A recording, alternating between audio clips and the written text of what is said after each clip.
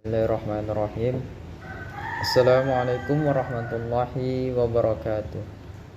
Kami dari kelompok 9 akan menjelaskan mengenai pendidikan akhlak dalam Al-Quran. Yang pertama adalah pengertian pendidikan akhlak. Istilah pendidikan berasal dari kata didik yang diberi awalan pe dan akhiran kan, mengandung arti perbuatan, hal, cara, dan sebagainya. Istilah pendidikan ini semula berasal dari bahasa Yunani, yaitu pedagogi, yang berarti bimbingan yang diberikan kepada anak. Menurut Rousseau, pendidikan adalah memberi kita pembekalan yang tidak ada pada masa anak-anak, akan tetapi kita membutuhkannya pada waktu dewasa. Dalam pengertian yang agak luas, pendidikan dapat diartikan sebagai sebuah proses dengan metode-metode tertentu sehingga orang memperoleh pengetahuan, pemahaman, dan cara bertingkah laku yang sesuai dengan kebutuhan.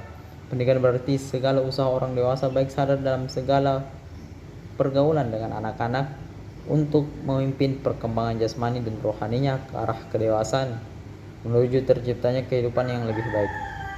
Dalam masyarakat Islam, sekurang-kurangnya terdapat 3 istilah yang digunakan untuk menandai konsep pendidikan, yaitu tarbiyah, yang berarti mengantarkan sesuatu kepada kesempurnaannya secara bertahap atau membuat sesuatu menjadi sempurna secara berangsur-angsur. Yang kedua adalah ta'lim, adalah proses pembelajaran secara terus-menerus sejak manusia lahir mulai pengembangan fungsi-fungsi pendengaran, penglihatan, dan hati. Saya akan menjelaskan tentang tafsir ayat Al-Quran tentang pendidikan. Dalam Al-Quran surah Al-Imran ayat 159 dan 160 yang artinya, maka berkat rahmat Allah engkau Muhammad berlaku lemah lembut terhadap mereka. Sekiranya engkau bersikap keras dan berhati kasar, tentulah mereka menjauhkan diri dari sekitarmu. Karena itu, maafkanlah mereka dan mohonkanlah ampunan untuk mereka, dan bermusyawarahlah dengan mereka dalam urusan itu. Kemudian, apabila engkau tak membulatkan tekad, maka bertawakallah kepada Allah. Sungguh, Allah Maha mencintai orang yang bertawakal.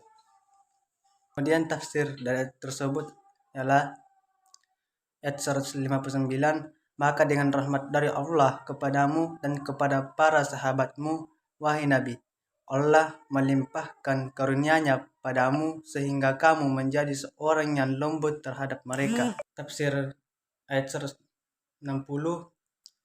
artinya, jika Allah menolong kamu maka tak adalah orang yang dapat mengalahkan kamu.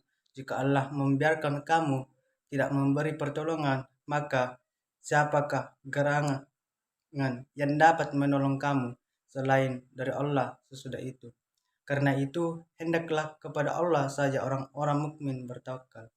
Tafsir dari ayat tersebut adalah, maksudnya, apabila Allah membantu kalian dengan pembelaan dan pertolongannya, maka tidak ada orang yang dapat mengalahkan. Bagian C nomor 3, analisis tarbawi. Surah Ali Imran ayat 159 dan 160. 1. Santun. Ayat ini menekankan pentingnya bersikap lemah lembut dan penuh rahmat terhadap orang lain, terutama dalam konteks dakwah dan berinteraksi dengan non-muslim. Sikap lemah lembut ini dianggap lebih efektif daripada sikap keras dan kasar dalam menarik orang-orang ke jalan yang benar. Ketika menunjukkan rahmat dan kelembutan kepada orang lain, itu dapat membuka pintu bagi mereka untuk mendengarkan pesan-pesan terbuka. Ayat ini juga menekankan pentingnya memaafkan dan memohonkan ampun bagi orang-orang yang melakukan kesalahan terhadap kita. Musyawarah berunding juga ditekankan sebagai cara untuk menyelesaikan masalah dengan cara yang baik dan adil.